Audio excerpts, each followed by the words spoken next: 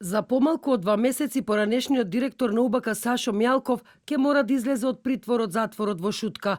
Ова му го возможува законот за кривична постапка, според кој обвинителството поднесува обвинителен акт во случај кога кривичното дело за кое што е обвинет некој предвидува казна затвор до 5 години, како што е случајот со Мјалков. Според адвокатот Јован Јоанидис, за предметот Таргет тврдина, по завршување на 60-дневниот притвор, на Мјалков може да му се определат само мерки на предпазливост. Сега дека бара обвинителство начин ако има. Меѓутоа, во закон за кривична постапка е предвидено да трае 60 дена притворот за поизрекување на пресуда која што наше. Извори од обвинителството за телевизија 24 велат дека за сега 60 дена притвор се доволни, а потоа ќе ги разгледаат сите опции за евентуално продолжување на притворот на Мјалков. Според законот за кривична постапка, притворот може да биде продолжен само ако судениот е обвинет за друго кривично дело. Освен во Таргет тврдина во кој е неправосилно осуден на 12 години затвор, на Мјалков му се суди и во случаите Титаник 2, апсење на лидерот на Обединети за Македонија Љубе Бошковски во тортура и трезор, како и за набавката на софтвер во УБК за прислушување. Против поранешниот шеф на тајната полиција се води и истрага за случајот Империја, во кој е осомничен за перење пари.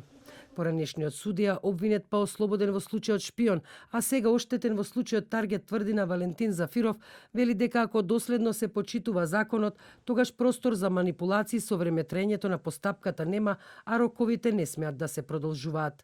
Во скратена постапка, роковите се исто скратени во жалбената постапка. За оваа постапка што ме прашувате, не сме за притворот да трае повеќе од 60 дена.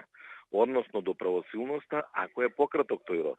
Ако не стапи правосилна пресудата, не стане за време од 60 дена, него мораат да го пуштат во оваа постапка.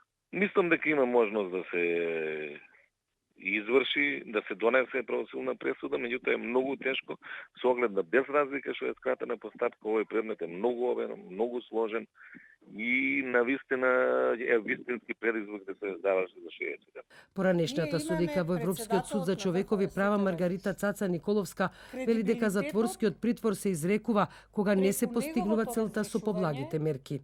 Со оглед на тоа да е тоа крајна мерка, кога вие предходно сите мерки ќе успеете да ги имплементирате и во краен случај ако не дојдете до посакуваното решение или состојба преку тие мерки, тогаш ќе се оди на крајната мерка, односно мерката притвор. Еден ден по приемот од истражниот затвор Скопје информира дека поранешниот шеф на тајната полиција Сашо Мјалков веднаш по приемот во затворот, поради здравствените протоколи, како и сите други нови притворени луѓе, е сместен сам во одделението за издржување мерка притвор.